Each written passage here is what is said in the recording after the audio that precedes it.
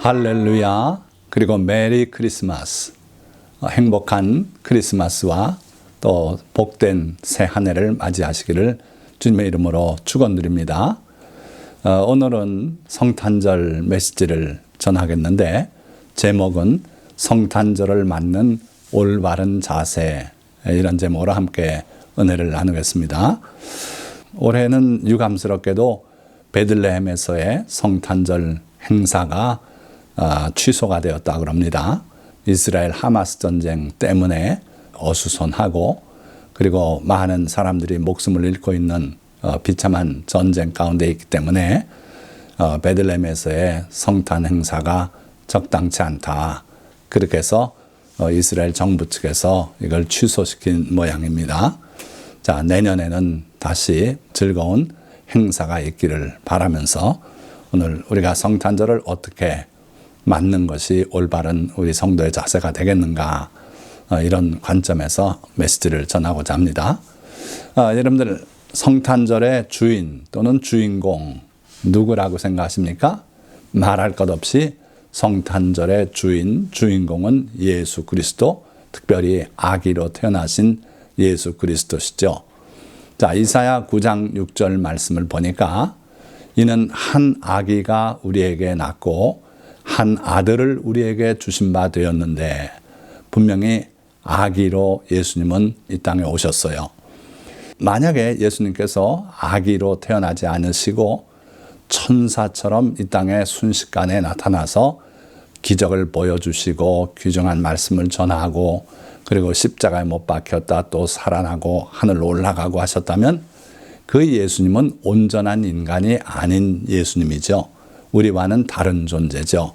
그러나 하나님께서는 자기 독생자를 우리를 위해서 주셨는데 그것도 우리와 같이 한 아기로 태어나서 우리와 같이 질병을 겪고 눈물도 흘리고 땀도 흘리고 온전한 인간으로서 우리에게 오셔서 우리 가운데 계셨던, 그리고 지금도 우리와 함께 계시는 우리 주 구세주시죠. 자, 그래서 성탄절, 너무도 당연한 이야기를 하고 있는데 성탄절의 주인공은 예수 그리스도시다. 이외에 어떤 것도 성탄절의 주인이 될 수 없다. 잊지 마시기 바랍니다. 자, 우리에게 태어난 그 아기는 놀랍게도 그 어깨에 정사를 메었고 그의 이름은 기묘자라, 놀라운 존재다, 모사라, 카운셀러다. 그리고 그는 전능하신 하나님이라. 온전한 인간이 되어 우리 곁에 오셨지만 그분은 전능하신 하나님, 창조 전부터 계셨고 그분으로 인해서 만물이 지어졌고 그랬던 하나님이시다. 그리고 그분은 우리를 버리지 않는 영존하시는 아버지다. 그러고 평강의 왕이다. 이게 바로 성탄절의 정신이고 성탄절의 주인공이 누구신지를 말씀하는 그런 내용이죠. 자, 그러면 성탄절을 맞는 올바른 자세를 살펴보겠습니다. 첫째, 주님을 사랑하고 주님의 탄생을 기뻐하며 그리고 정성이 담긴 최고의 예물을 드려 왕이신 주님을 높여드리고 하나님의 은혜에 감사함이 바로 성탄절을 맞는 올바른 자세가 아니겠는가. 여기다 여러분들이 또 더 하고 싶은 거 있으면 좀 더 하고, 수식을 붙이고 싶으면 붙이시고 한번 해보세요. 그래서 진정으로 성탄절을 어떻게 맞아야 될까, 그런 여러분들의 올바른 자세를 다듬어 보시기 바랍니다. 제가 이제 내년 봄이면 70이 되는데 이 땅에 태어나서 70년을 살아가면서 많은 성탄절을 겪어보지 않았겠습니까? 그런데 올해는 특별한 은혜를 또 체험했어요. 그건 뭐냐면 현재 제가 미국에 머물고 있는데 한인교회 데이케어 센터에서, 즉 어린이 교실이라 할까요? 거기에서 성탄절 콘서트를 했어요. 거기 제 손자가 출연을 하니까 다 출연하는 것이만요. 축하해 주러 갔습니다. 그런데 마지막 곡인가? 바로 이 The Little Drummer Boy, 북치는 소년, 거기에 맞춰서 차인벨을 울리고 하는 그런 순서가 있었어요. 그런데 귀에 꽂히는 가사가 있었어요. 그래서 그 가사를 다시 음미하면서 많은 은혜를 받았습니다. 그 내용을 여러분들과 함께 나누고자 합니다. 이 북치는 소년 잘 아시죠? 노래하자 바람밤밤밤 이렇게 나가는 거 아시죠? 그리고 기쁜 구주 성탄 바람밤밤밤 하면서 우리말로도 이렇게 번역이 돼서 잘 알려진 곡인데 원가사와 많이 달라져 있다는 걸 이번에 느꼈어요. 노래하자. 원가사에는 노래가 아니에요. 오로지 북치는 거죠. 그리고 이건 딴 얘기입니다만은 말구유 아기께 예수님이 말구유에 태어났습니까? 다시 말하면 마구간에 탄생하셨습니까? 외양간에 탄생하셨습니까? 아니면 양우리에 태어나셨습니까? 몰라요. 성경은 그걸 밝게 말씀 안 하고 계십니다. 그럼 뭐라고 말씀합니까? 강보에 쌓여서 구유에 누워있는 아기를 보리니 이게 너희에게 표적이다, 표징이다. 여관에 있을 곳이 없어서 짐승이 사용하는 공간에 거기서 출산하고 그러고 강보로 싸서 짐승의 먹이통을 침대 삼아 거기에 누워놨어요.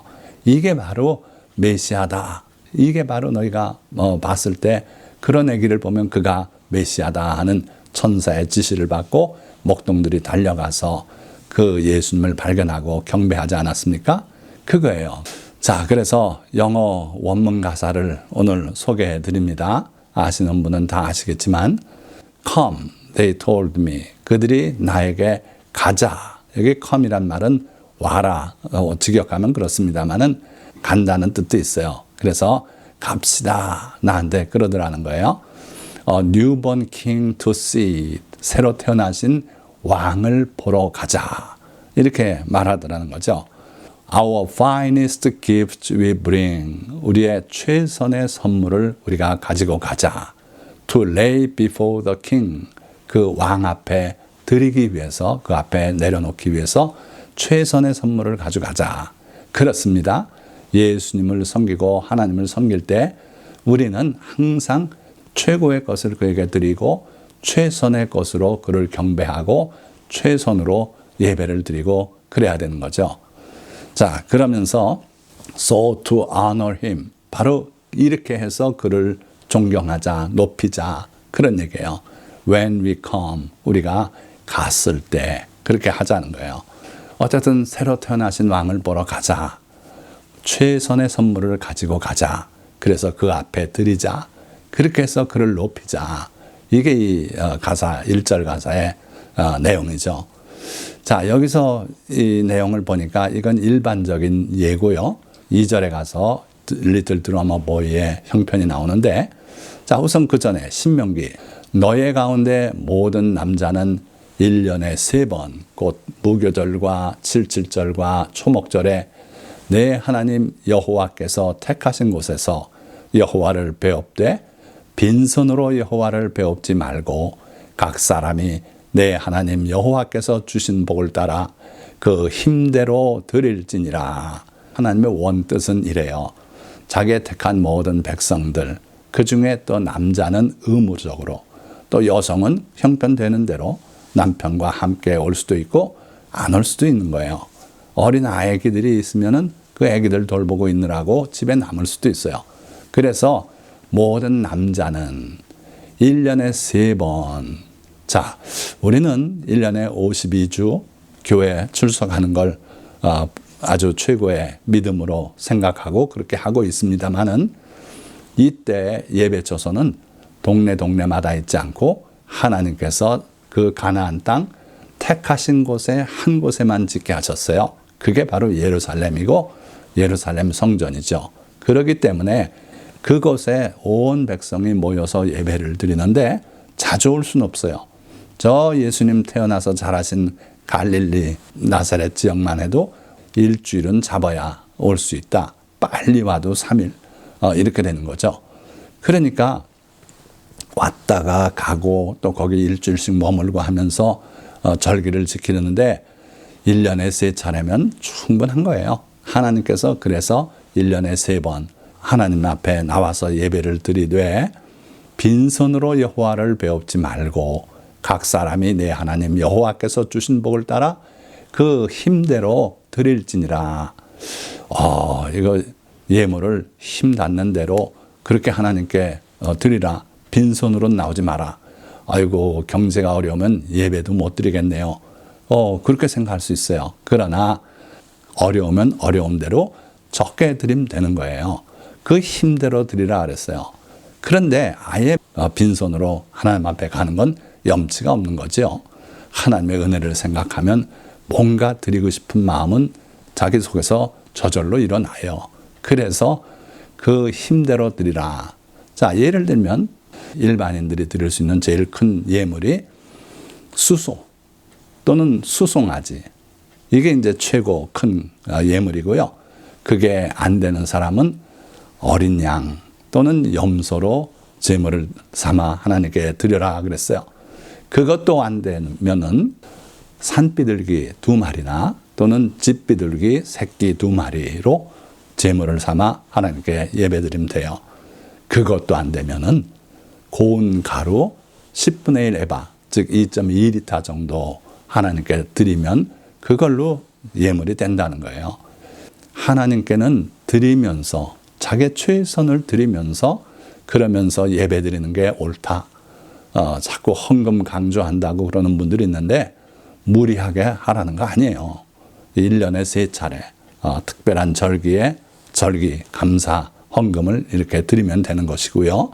그렇지 않을 때는 여러분들이 경제력에 따라 정한 그 액수를 늘 드리면 될 겁니다.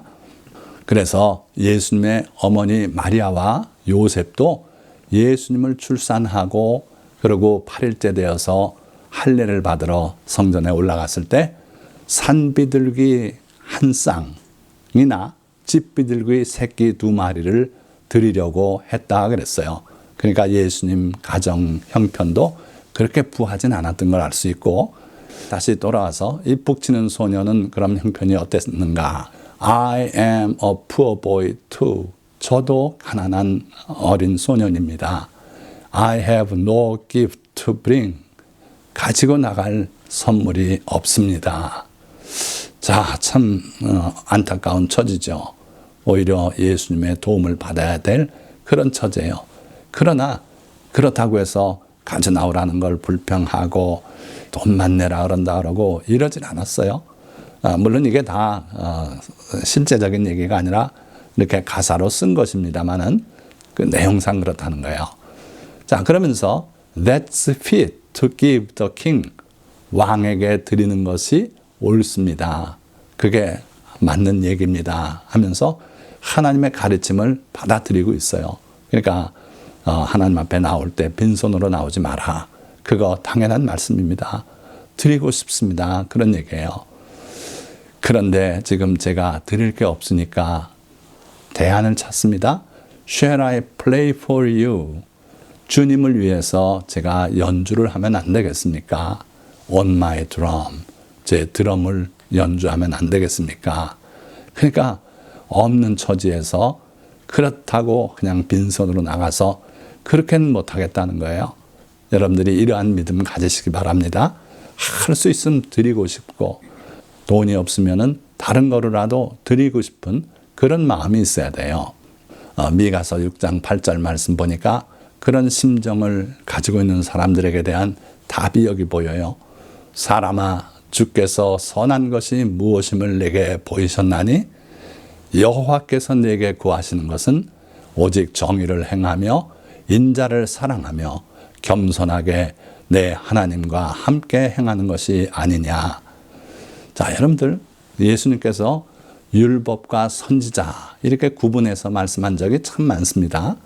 율법은 창세기, 출애굽기, 레위기, 민수기, 신명기까지 하나님의 계명이 직접 실려 있는 부분들, 흔히 모세오경이라고 하는 그 내용이 율법이죠. 거기에 우리가 살아가야 될 기본 그 방식들이 다 들어 있어요. 그런데 그럼에도 불구하고 또 거기에 해당되지 않는 내용이 있어서 하나님께서 특별히 우리에게 말씀하고자 할 때 선지자를 통해서 말씀해 주셨어요. 우리가 주님께 무언가 드리고 싶은데 무엇을 드리는 것을 하나님이 기뻐하시는가? 사람아, 주께서 선한 것이 무엇임을 내게 보이셨나니 여호와께서 내게 구하시는 것은 오직 정의를 행하며 인자를 사랑하며 겸손하게 내 하나님과 함께 행하는 것이 아니냐. 내가 피를 마시겠느냐, 고기를 먹겠느냐. 주님 그렇게 말씀하지 않아요? 하나님은 그 재물 자체에는 큰 관심이 없다.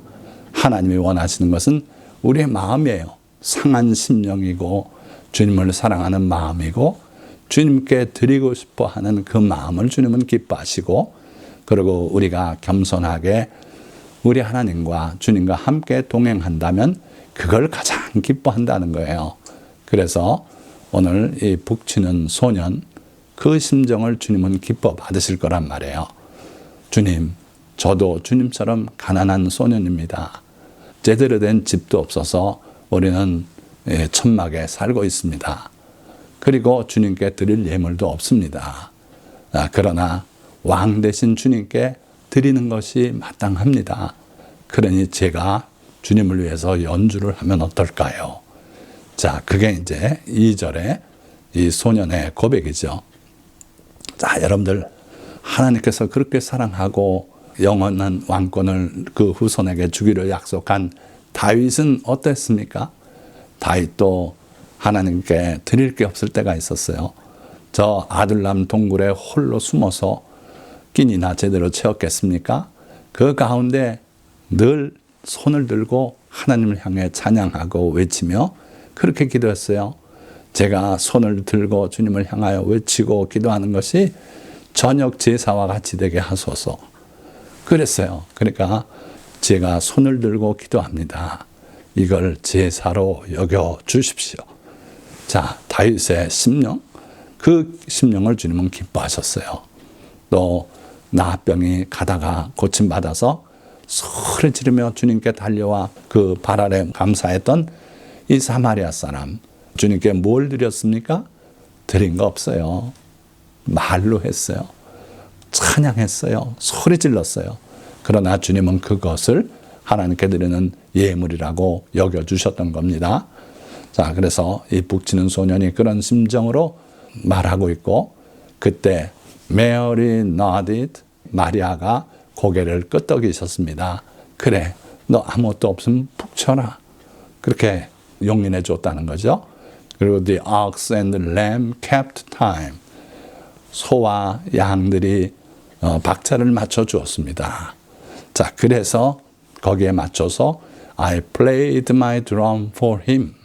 제가 그를 위해서, 아기 예수를 위해서 드럼을 연주했습니다. I played my best for him. 아기 예수를 위해서 최선을 다해서 연주했습니다. 자, 그러고 이렇게 끝이 나요. Then he smiled at me. 그러자 그 아기 예수님께서 나를 보고 미소를 띄었습니다. Me and my drum. 나와 내 드럼을 보고 미소를 띄워주셨습니다. 자, 이 내용을 보니까 성탄의 정신이 여기에 많이 담겨 있는 걸 발견했어요. 여러분들 주님 앞에 나가야 돼요. 나가야 돼요. 나가지 않고 방구석에 앉아서 이러고 저러고 불평하고 은둔하고 그런 삶은 살지 마시기 바랍니다. 예수 믿는 성도라면 적어도 성탄절에 나가야 돼요. 나가서 주님 앞에 예물을 드리고, 예물 드릴 거 없으면 여러분들의 재능을 발휘해서 주님의 영광을 나타내는 일을 하시길 바랍니다. 이게 굳이 성탄절 하루가 아니라 여러분들의 생애가 그러한 삶을 살아가시기를 주님의 이름으로 축원드립니다. 자, 이렇게 주님을 기쁘시게 하는 그러한 성탄절이 되어야 되겠고, 두 번째로는 또 다시 있을 곳이 없게 되지 않도록 예수님 중심의 성탄절을 보내야 해요. 무슨 얘기입니까? 예수님은 첫 번째 성탄에 있을 곳이 없어서 짐승의 우리에서 태어나셨다 그랬어요. 다시는 그런 일이 없도록 남들은 몰라도 여러분들은 주님을 바로 모셔야 된다 하는 거예요. 자, 누가복음 2장 7절 분명히 증거하고 있어요. 첫 아들을 낳아 강보로 싸서 구유에 누였으니 이는 여관에 있을 곳이 없음이로라. 마리아가 출산할 날이 가까웠지만 마땅한 곳을 구하지 못해서 결국은 짐승의 우리에서 예수님을 탄생시키고 그리고 강보로 싸서 구유에 뉘었다 그랬어요. 그러나 이제는 여러분들은 그렇게 안 하시기 바랍니다. 예수님이 중심에 계실 수 있도록 여러분들은 주님을 바로 모셔야 돼요. 오늘 교회가 유감스럽지만 주님은 밖에 계시고 사람들끼리만 안에 모여 있는 수가 있어요. 그걸 예수님은 요한계시록에 이렇게 말씀하고 계세요. 볼지어다 내가 문 밖에 서서 두드리노니 누구든지 내 음성을 듣고 문을 열면 내가 그에게로 들어가 그와 더불어 먹고 그는 나와 더불어 먹으리라. 자, 예수님은 지금 문 밖에 서서 두드리고 계세요. 그런데 누구든지 내 음성을 듣고 문을 열면 내가 그에게로 들어가 그로 더불어 먹을 것이다. 또 그는 나와 더불어 먹을 것이다. 이렇게 주님을 밖에 세워놓고 그리고 안에서 우리끼리 즐거운 시간을 가지고 있다면 이건 참 불행한 일인 거죠. 예수 믿는 줄 착각하고 사는 것뿐이에요. 예수님을 믿는 사람이면 예수님의 음성을 들을 줄 알고 예수님을 문 열고 영접해 드릴 줄 알고 그의 발 닦을 물을 드리고 발을 닦아드리고 그에게 식사를 대접하고 대화를 나누면서 식사하는 그런 삶을 늘 살고 있어야 된다 하는 거예요. 자, 우리 예수님은 말씀이었던 분이 육신이 되어서 이 땅에 오신 분입니다. 오늘 예수님을 모셔드린다면 뭘 모셔드리면 됩니까? 바로 예수 그리스도의 모든 말씀, 그 가르치심, 이걸 여러분들이 아멘 하고 마음속에 모셔드리고 그 가르침 따라 살아가면 그 사람은 예수 그리스도를 집 안으로 모셔드린 꼴이 되는 거예요. 그래서 주님의 말씀을 늘 읽고 그 말씀을 깨닫고 가르치심을 따라 살아가는 여러분들이 되시면 그게 바로 올바로 성탄절을 보내는 마음이고 또 예수 그리스도를 바로 믿는 사람이다 하는 거죠. 마지막으로 성탄을 위해 순종하고 헌신한 분들을 기리며 성탄절을 보내시기 바랍니다. 자, 첫째는 마리아죠. 처녀로서 남자를 모르는 상태에서 아기를 임신하겠다는 거예요. 이게 사회에서 용인이 되겠습니까? 이 당시에 잘못한 명예살인도 당할 수 있는 그런 시대예요. 자, 또 요셉은 어땠습니까? 자기로 말미암아 임신한 것도 아닌 그 여인의 자식을 지키고 그를 위해서 애굽으로 피난 갔다가 또 먼 길을 또 돌아오고 그 모든 수고를 감당했어요. 왜 그랬습니까? 천사가 꿈에 나타나서 그에게 말한 거, 그 내용을 그대로 순종하며 지켰어요. 또 천사가 나타나서 너희를 위해서 다윗의 동네에 구세주가 나셨다. 그 말씀을 듣고 달려가서 아기 예수를 찾아내고 그리고 경배했던 목동들, 그들도 주님의 탄생을 세상에 알리는 역할을 했어요. 그리고 동방박사들 먼 길을 찾아와 그들이 가져왔던 예물을 드리고 예수께서 왕이신 것을 증거하지 않습니까? 자, 이런 분들이 있어서 오늘 우리에게 예수 그리스도의 귀한 탄생이 알려진 거죠. 자, 말씀을 맺겠습니다. 성탄절은 우리를 위하여 이 땅에 한 아기로 태어나신 예수 그리스도의 탄생을 기뻐하며 감사하고 주님을 높이고 경배하는 절기입니다. 비록 주님이 태어나신 날짜는 알 수 없어 12월 25일을 기념일로 삼아 지키지만 이날에 모든 성도가 함께 모여 주님의 탄생을 기리며 감사하며 예배드리는 것은 성도로서 당연한 일입니다. 그리고 주님 앞에 나올 때에는 최선의 예물을 준비하되 불가피한 경우에는 나의 몸으로, 재능으로, 음성으로 또는 악기를 연주함으로 그것을 예물 삼아 주님 앞에 드릴 수 있습니다. 그리고 마리아와 요셉이 순종하고 헌신함으로 예수 그리스도의 탄생이 가능했던 것처럼 우리도 예수 그리스도의 복음의 전파를 위해 순종과 헌신을 다짐하는 귀한 절기로 삼으시기를 축원합니다. 메리 크리스마스. 다시 한번 여러분들에게 즐거운 성탄과 복된 한 해를 기원합니다. 기도하겠습니다.